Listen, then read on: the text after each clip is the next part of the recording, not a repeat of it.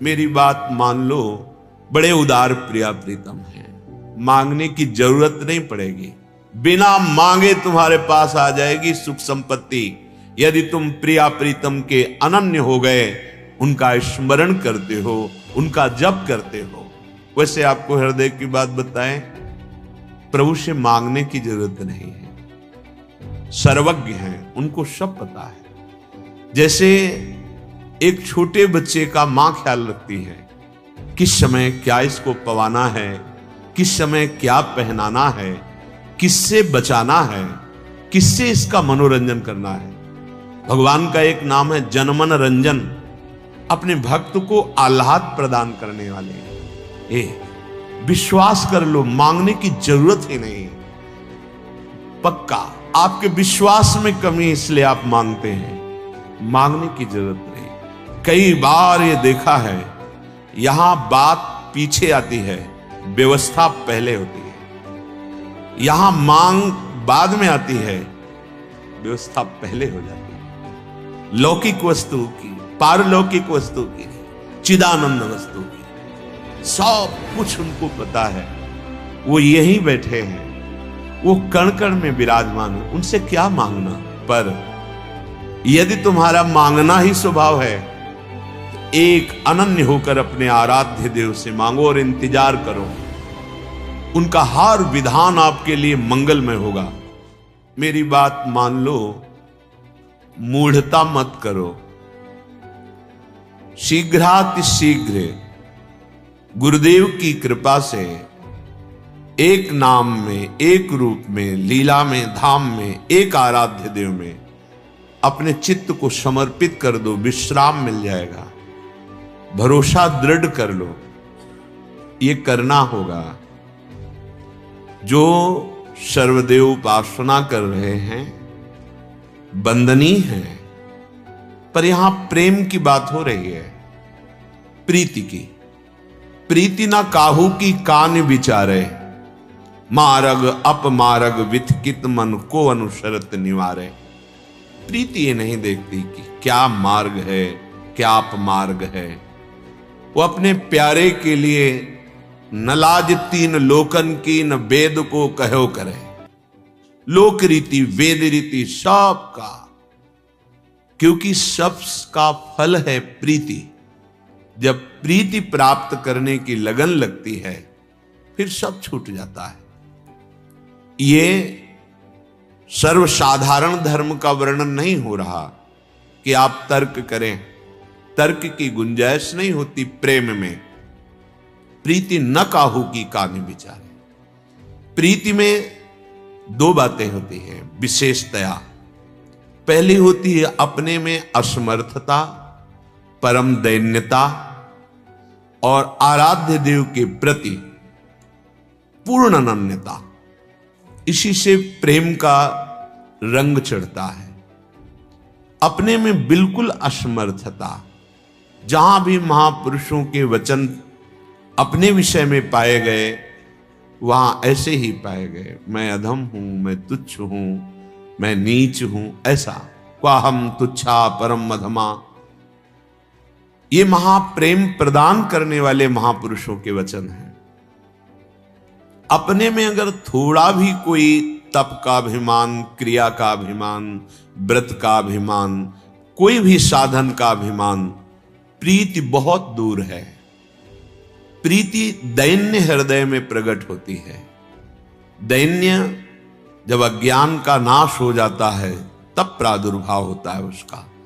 ये अज्ञान में ही देहाभिमान पुष्ट होता है, और देहाभिमान में ही कर्ता और भोक्ता भाव रहता है, तब तक दैन्य नहीं। तो ये अभिमान, कर्ता भोक्ता भाव गुरु कृपा से मिट जाता है।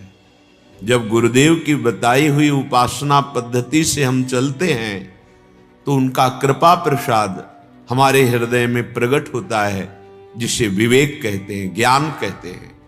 वो अज्ञान का नाश कर देता है। अज्ञान का नाश होते ही, चूंकि हम प्रेम मार्ग में चल रहे हैं, इसलिए भाव का प्रादुर्भाव हो जाता है।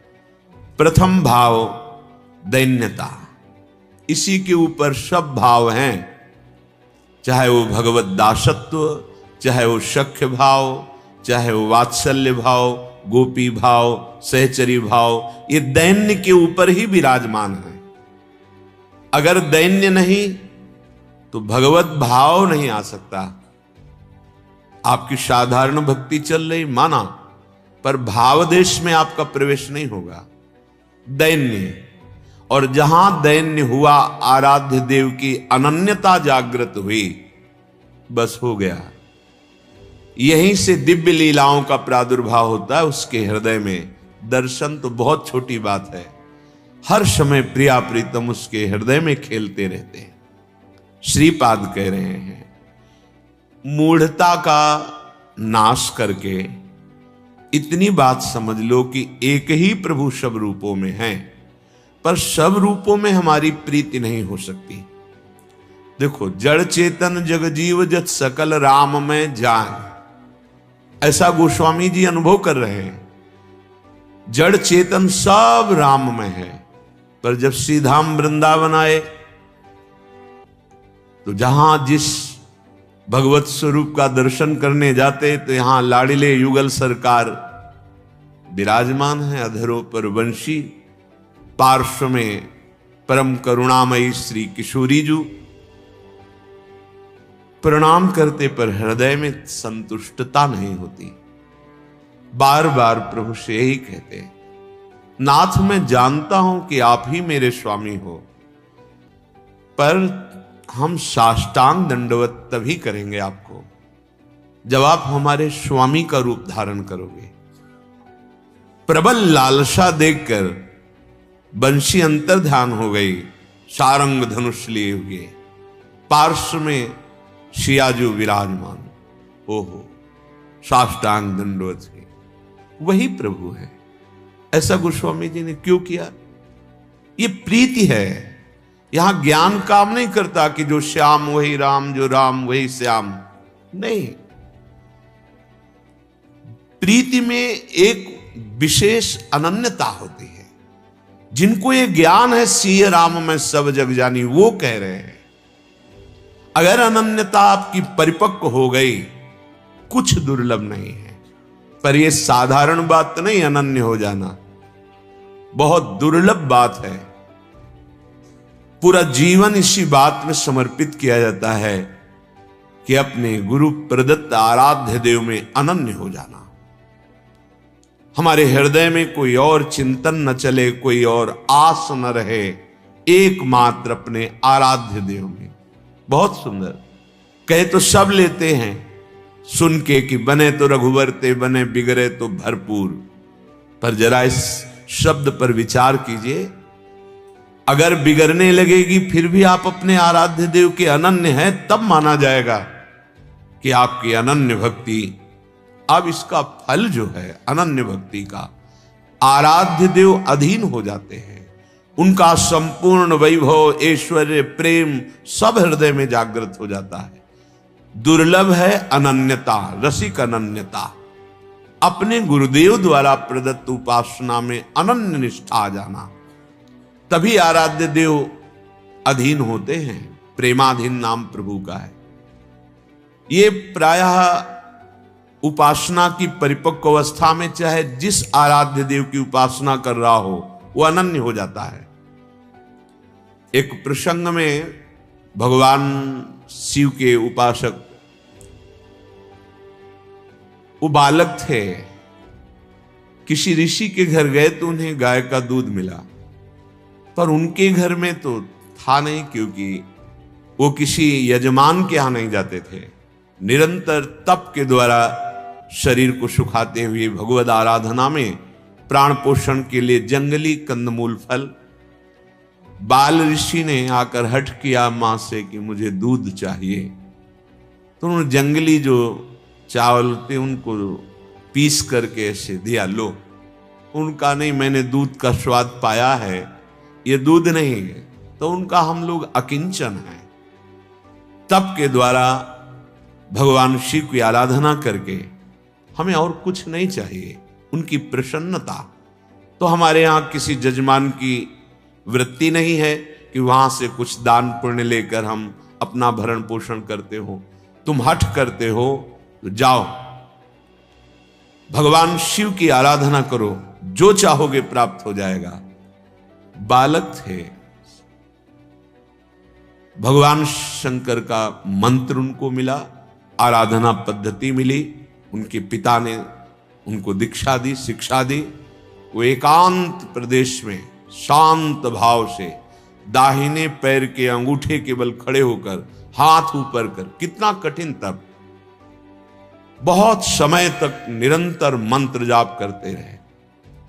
अब जो खास बात है, भगवान शिव ये देखने के लिए कि ये किसी लालसा मात्र के लिए तप कर रहे हैं या मेरे अनन्य हैं, देवराज इंद्र ऐरावत हाथी पर विराजमान और समस्त देवता उपस्थित हुए। सामने कहा, उपमन्यु जी आंख खोलिए, इस समय तुम्हारा तप का फल है कि तुम अगर देवराज इंद्र का पद मांगो तो मैं तुम्हें दे दूंगा। मैं स्वयं देवराज हूं।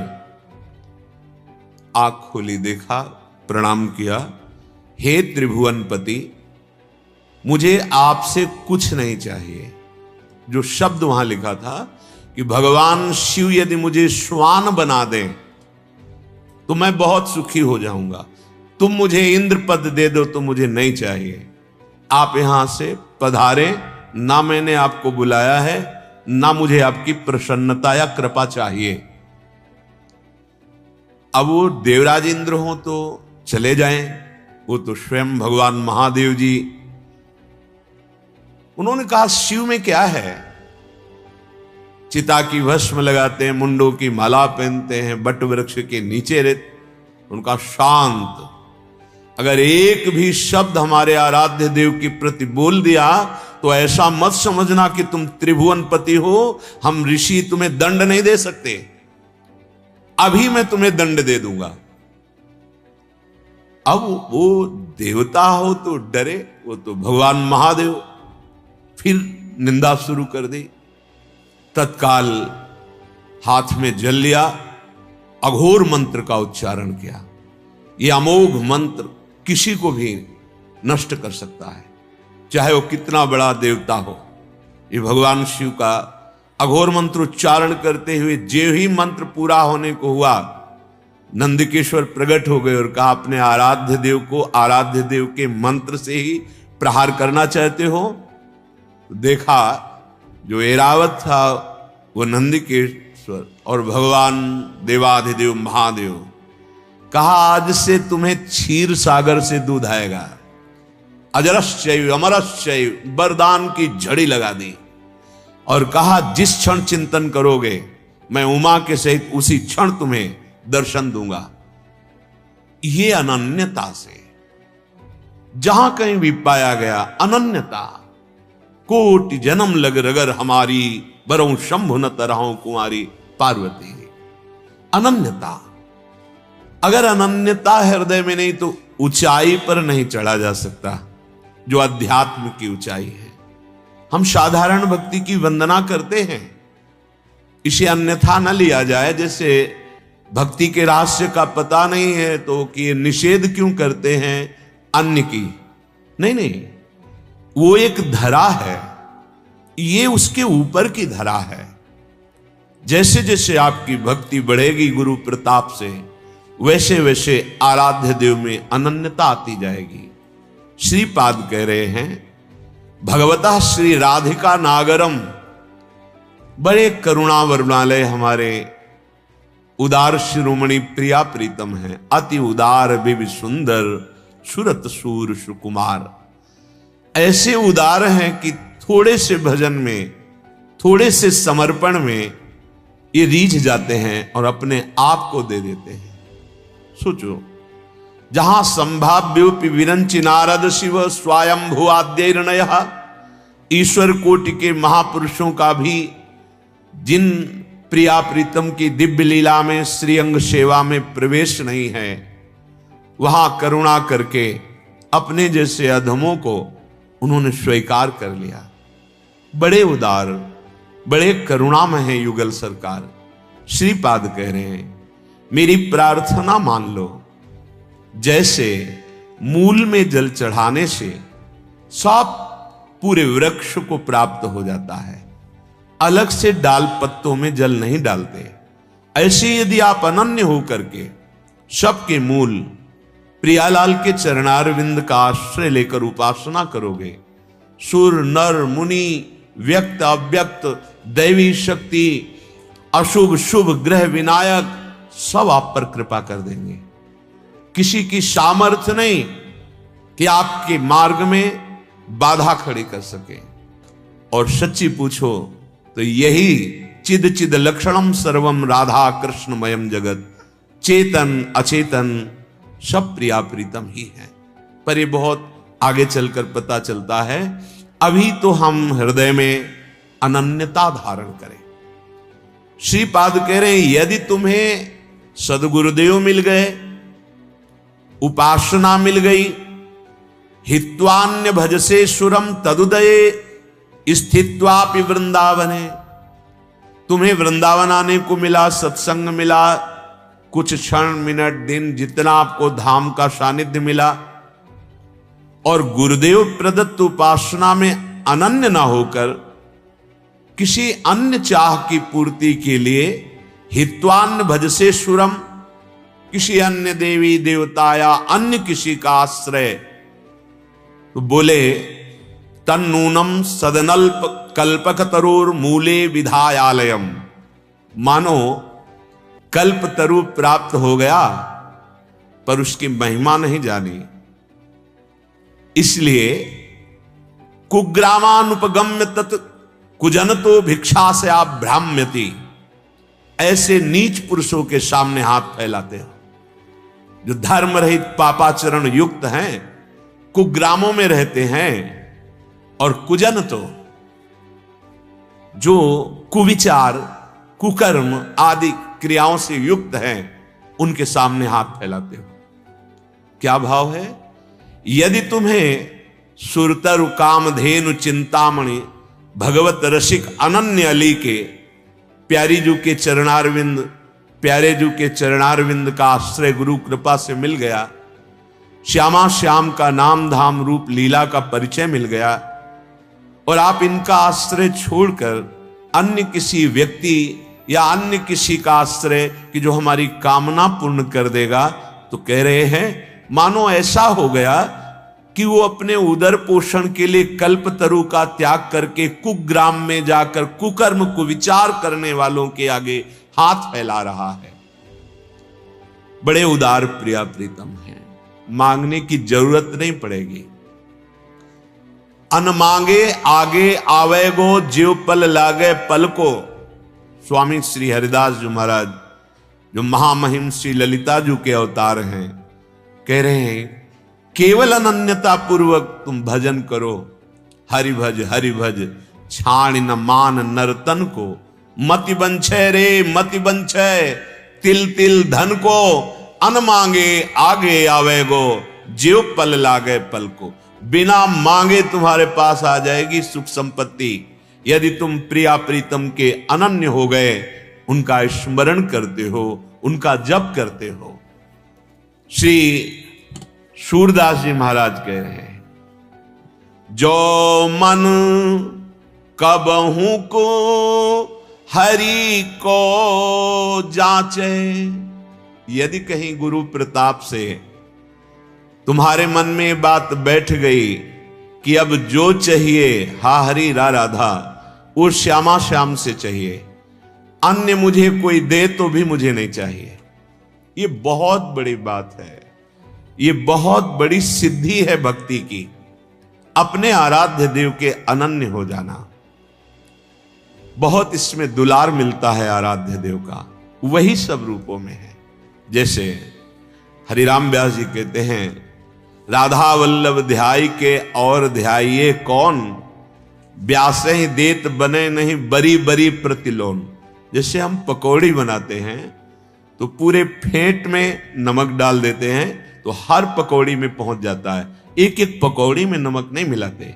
ऐसे ही संपूर्ण सृष्टि एकमात्र सच्चिदानंद प्रभु एको हम बहुश्यामा, मैं एक बहुत रूपों में हो जाऊं, वही है। तुम्हें ये नहीं डरना कि कोई देवता नाराज हो जाएगा या कोई भगवत स्वरूप नाराज हो जाएगा। नहीं, अगर हम प्रभु की उपासना कर रहे तो सब हम पे प्रसन्न। गोस्वामी जी कहते, जा पर कृपा राम की हुई, ता पर कृपा करे सब कोई। आन प्रसंग उपासन छाड़े, मन बच क्रम अपने उर साचे। जो मन कबहू को हरि को जांचे। अगर आपको चाहिए, वैसे आपको हृदय की बात बताएं, प्रभु से मांगने की जरूरत नहीं है।